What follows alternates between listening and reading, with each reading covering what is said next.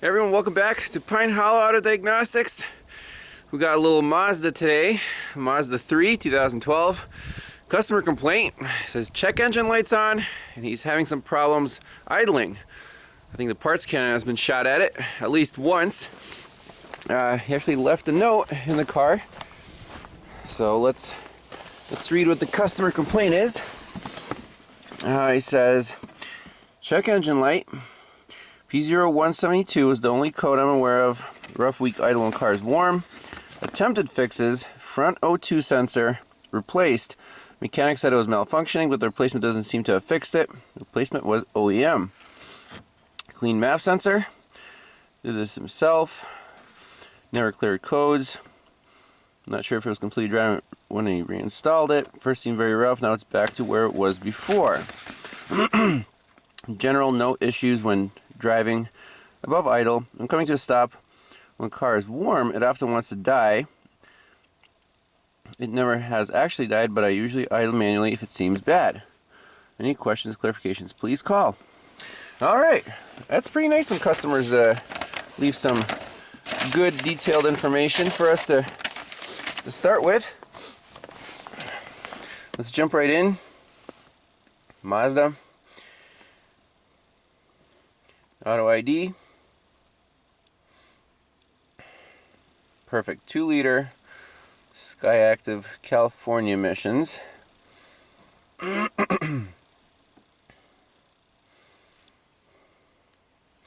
do just do full code scan. Why not?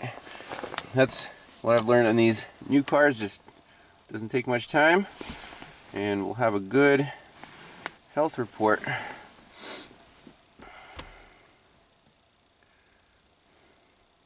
3 codes in the engine, 5 codes in the ABS. Accelerator pedal spring back malfunction. So that is maybe when he was manually idling it. But fuel system too rich, okay, P0172. And P013A. Oxygen sensor. Circuit slow response, rich to lean. Okay, interesting. And don't really care about the ABS. So let's jump right into engine. Ooh, it's a Ford. Of course.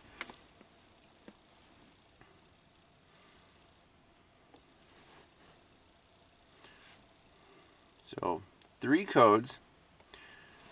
Let's go right in and look at our basic data. Now there's engine management, fuel trim O2. Let's start with the first one.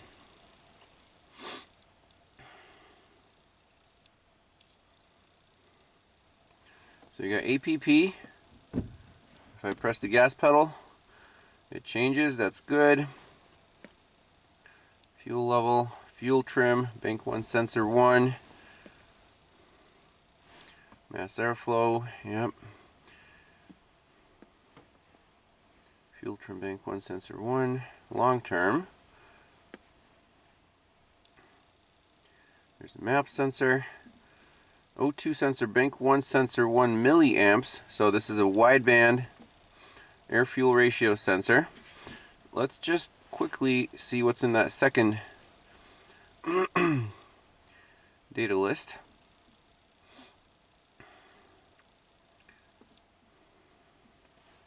Bank 1 sensor 2 trims. Heated oxygen gas sensor heater.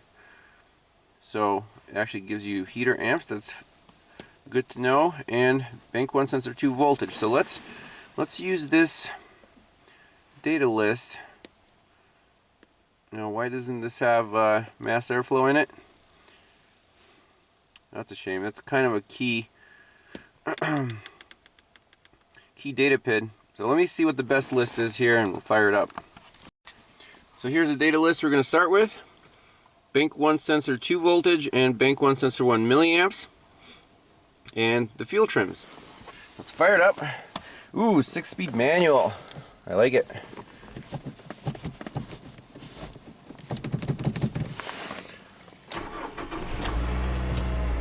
Fires right up.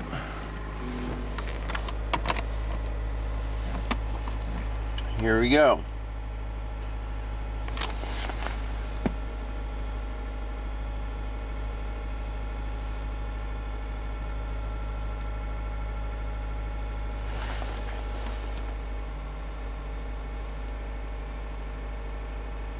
So look at that short term dropping, peg negative, and long term is peg negative.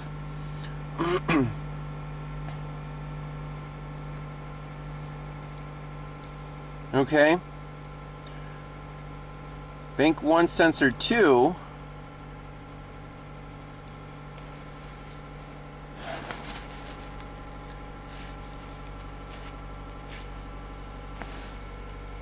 Try to make sense of this. It's taking fuel away like crazy.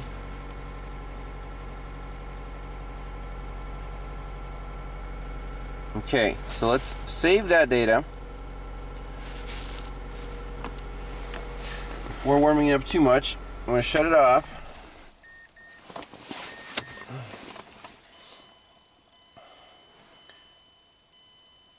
And go to that first list with the mass airflow and the map.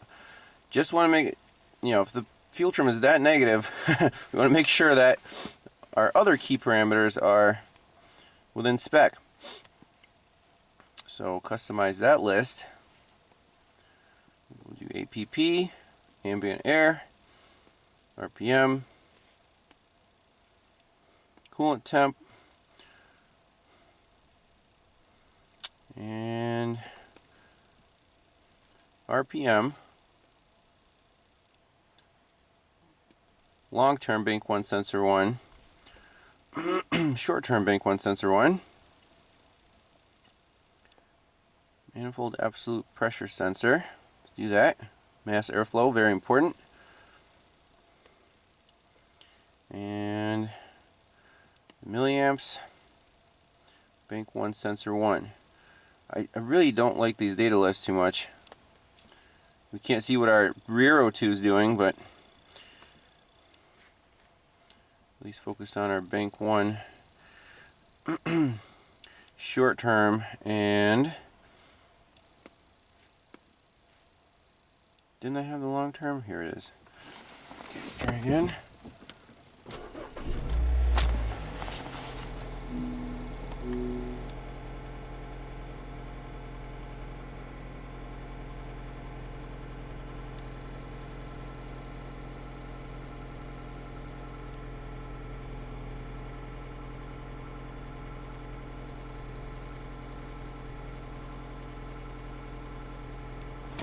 So notice that the current going through this O2 sensor is always negative. Very, very interesting.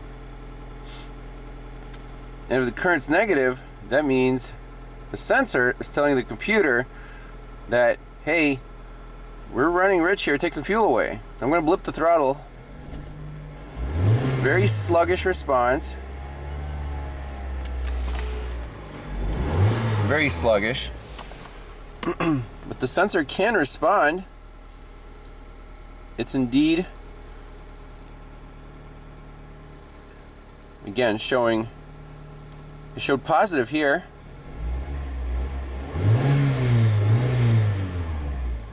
So I think we can believe the sensor.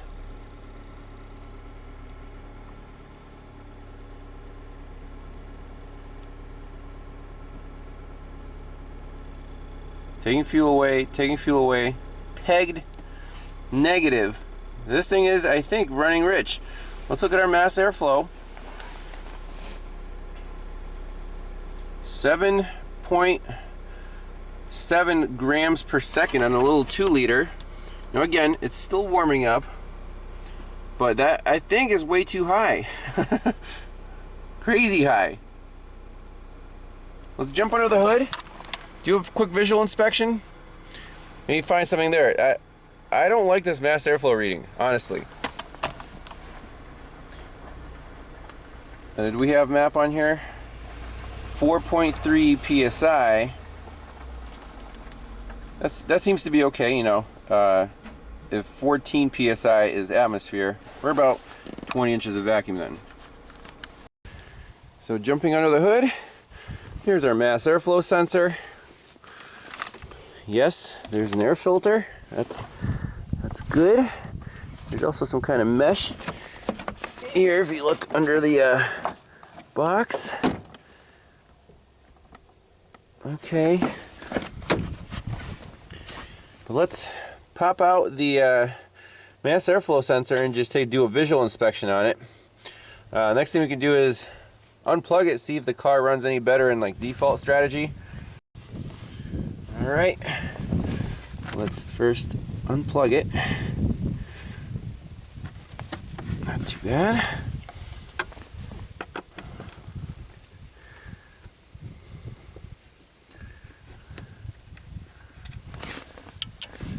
One.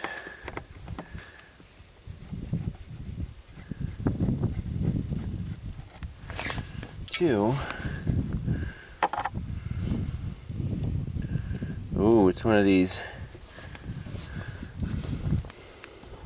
Go into here. Where does it come out? Probably right there. So this sensor you cannot clean. He probably just cleaned the little, the resistor here. This little guy.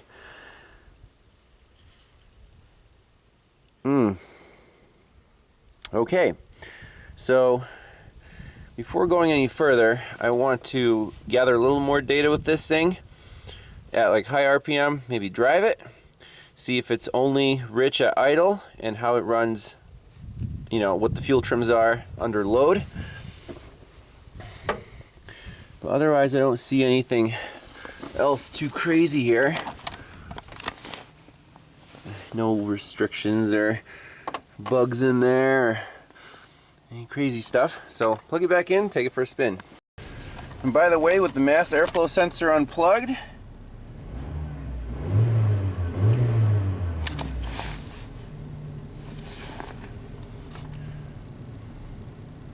we are running pretty smoothly.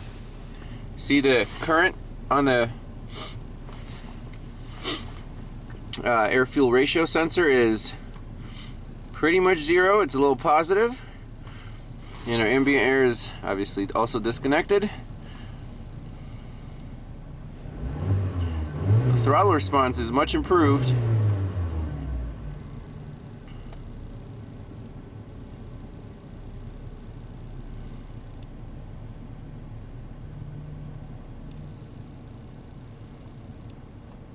So I'm wondering if this is just open loop. We can actually hopefully display the loop status here.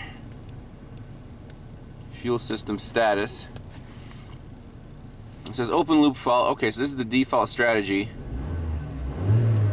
But it revs much nicer without the mass airflow. So that's a big clue.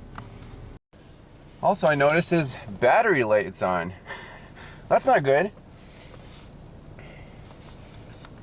So the battery voltage is at 13.2. No idea why the battery light is on. Maybe it has the fancy, SkyActiv management system, whatever.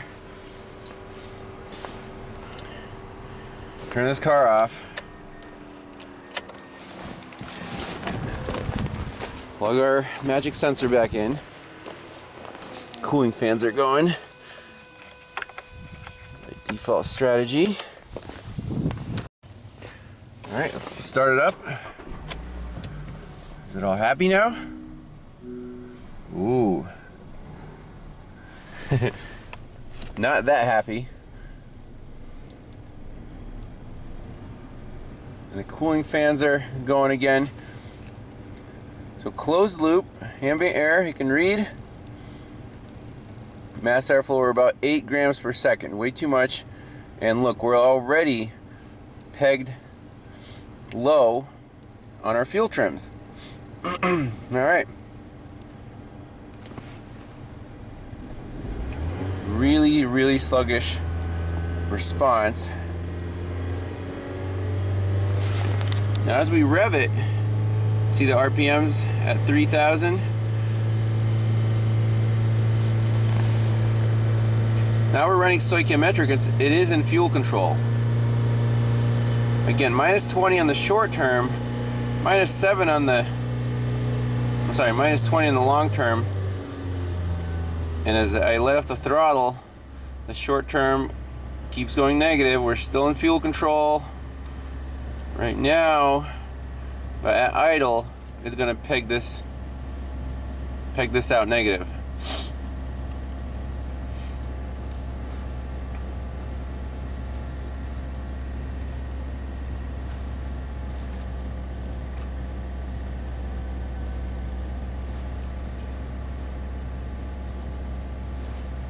So I'm basically calling the mass airflow sensor at this point.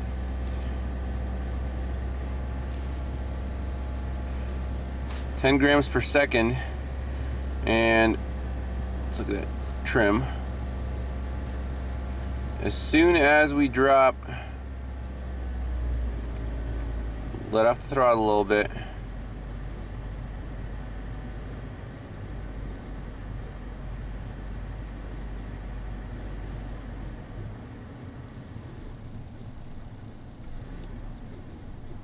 Ooh. Not happy. We'll give it a little bit of throttle so we're back in fuel control there. And it seems to run fine.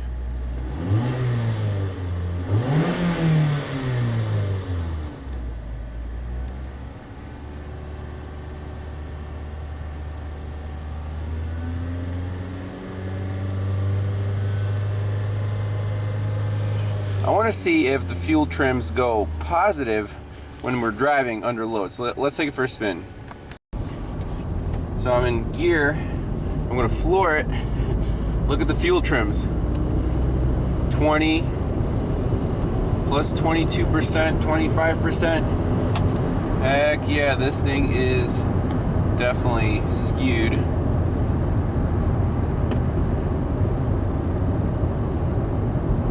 So light throttle,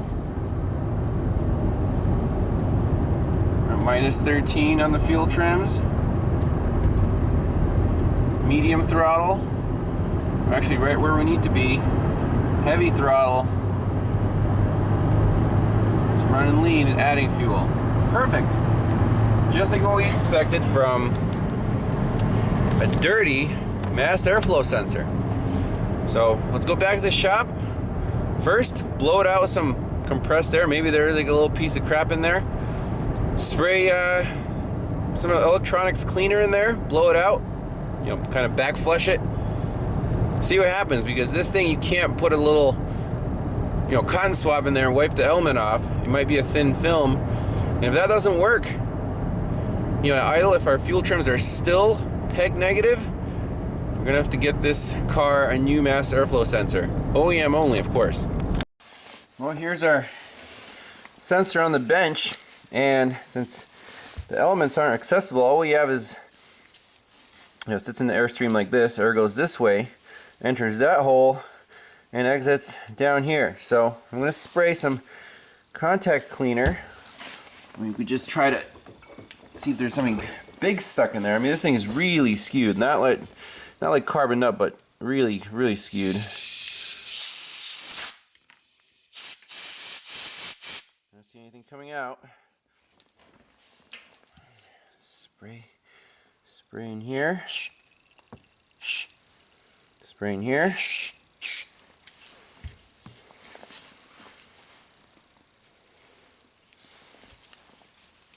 Try to back flush it, front flush it.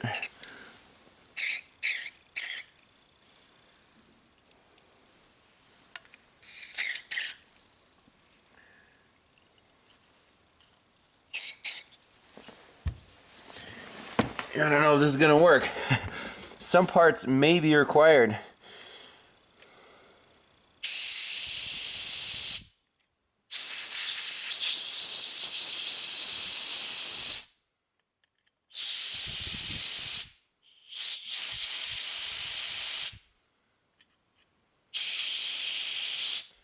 We'll give it the best chance that it has. I don't know. Let's pop it in, nothing to lose. All right, moment of truth here. Sensor is reinstalled.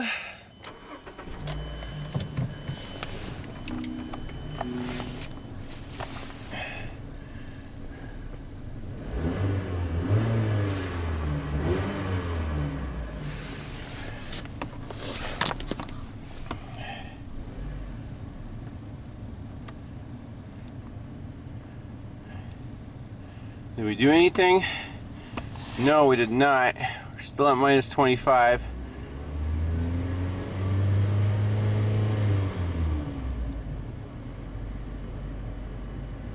Dang. No fix.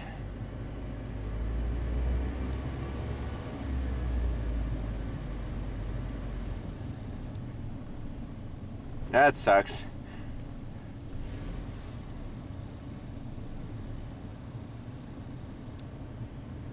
It's still reading 6.5 grams per second at idle.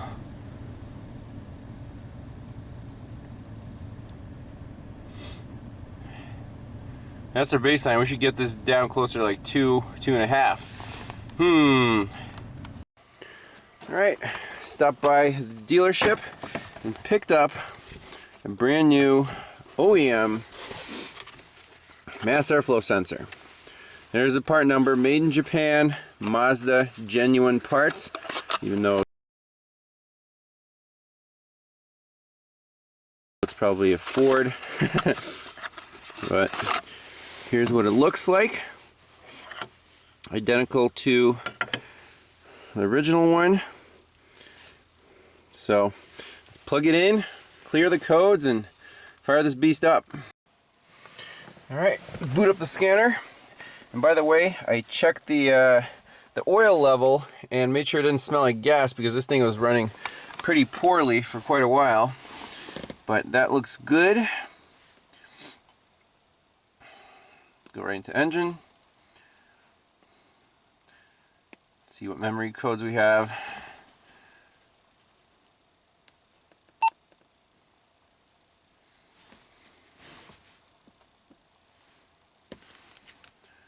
IAT.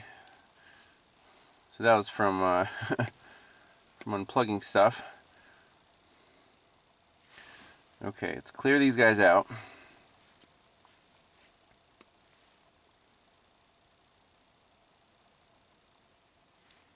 Okay.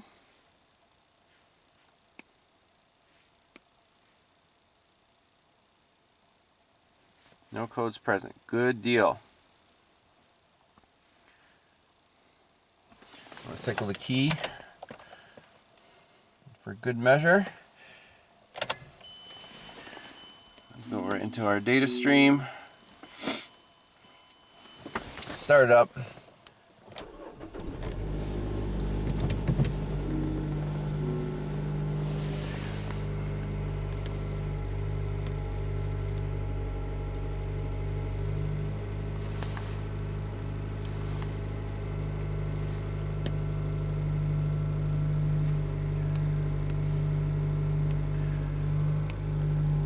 Our PIDs here.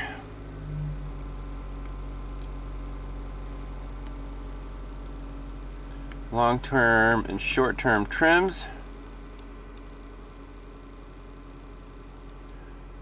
Obviously our mass airflow.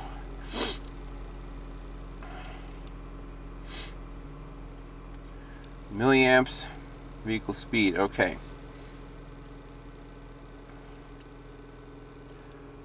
So our mass airflow is already reading less. We're in closed loop.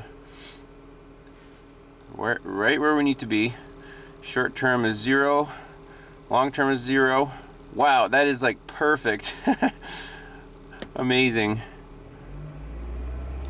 Rev it up a little bit.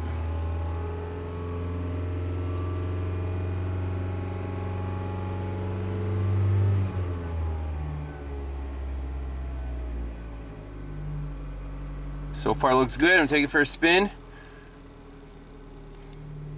Awesome. So we're just slowly driving along here. You can see the long-term fuel term is still at minus 20. However, the short term is at like 20, positive 20 or 25. So the memory is still there even though we cleared the codes. What we could try to do is safely pull over and save that capture. It's relearning. See if there is a function to reset the keep alive memory. That is on Fords usually available under functional tests to reset those trims, and it does not look like that's a feature on the Mazda.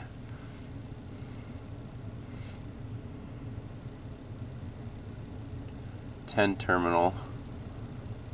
I wonder what that does.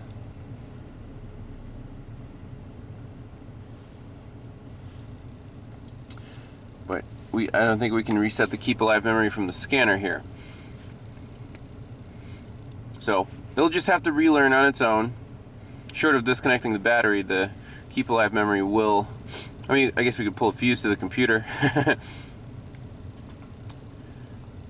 But the mass airflow right now is 2.5 grams per second, not 6 like the old sensor was reporting. Fuel trims are just perfect, like a couple percent. So we'll take it for a rip, but this car is fixed. So we're not quite done yet. This car is very stubborn. The fuel trims, as soon as you touch the gas, it goes to -20 in the long term. I don't like that.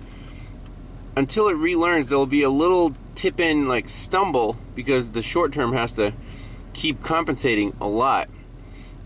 So how do we reset this keep alive memory? Well,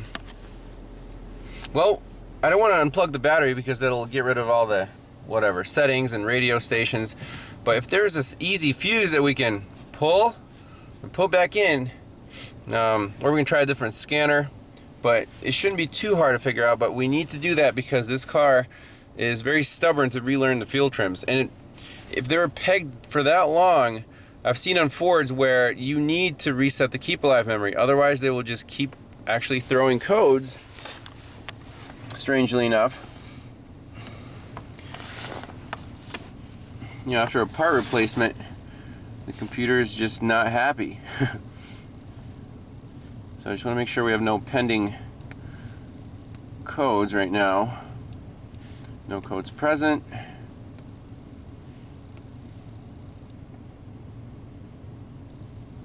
No codes present. Okay, that's good. Let's see if we can reset that keep alive memory. So unfortunately on the launch, we do not have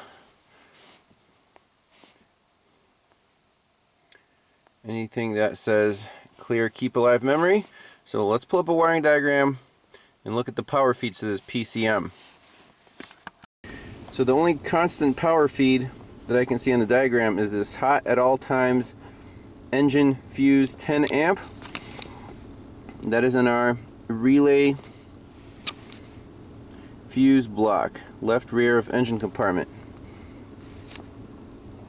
Engine plus B, and that's this green wire going right to the PCM. So let's find that, pull it with the key off. Alright, here's the fuse panel. Engine plus battery, 10 amp would be this 10 amp right here. So pull that guy, give it like 30 seconds. I'll pop it back in. Alright.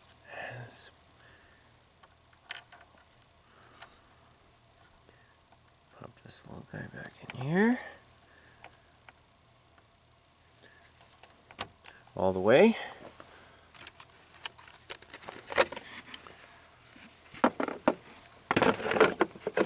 So place your bets now. Will this work? Alright, let's give it some throttle.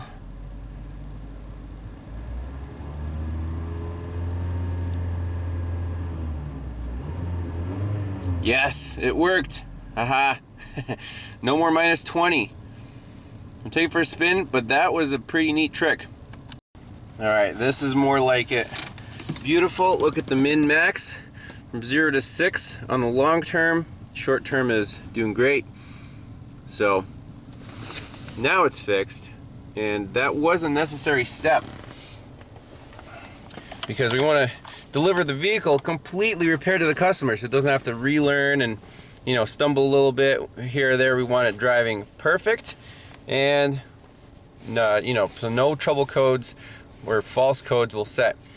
But pretty cut and dry in this one. I guess, you know, the shop will replace the air fuel ratio sensor. You know, there was no code for the mass airflow, so, and there was a code for like slow response on the AF sensor, so understandable. You know, shot the parts cannon based on a code, classic example. But again, the diagnosis wasn't difficult. It was just kind of use your brain a little bit and some experience. Sniper rifle, boom, fire that sensor on there, perfect. So thanks a lot for watching, and see you next time. Bye-bye. A little bonus footage.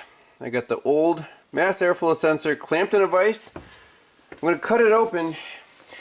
I want to see if it is indeed dirty or what's going on in there, because why not cut it open? It's going in the trash anyways. Just want to see what's inside of here.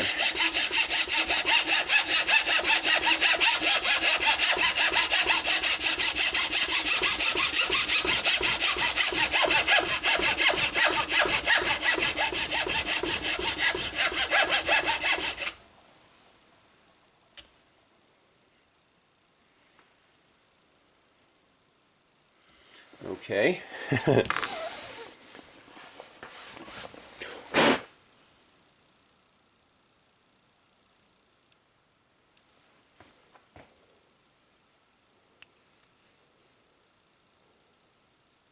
Where's the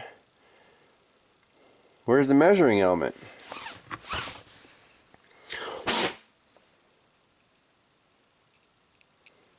So the air goes into this hole, down,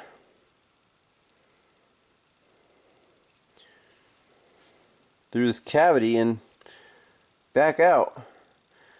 But I don't really see what is. Oh man, it is a tiny chip on the side. You can see it right there. So this is a hot film sensor apparently, and these you cannot clean. So just for information, don't bother spraying cleaner in there. It's just out of calibration, but I don't know how that little hot film piece can get contaminated. That's pretty crazy. Bonus footage.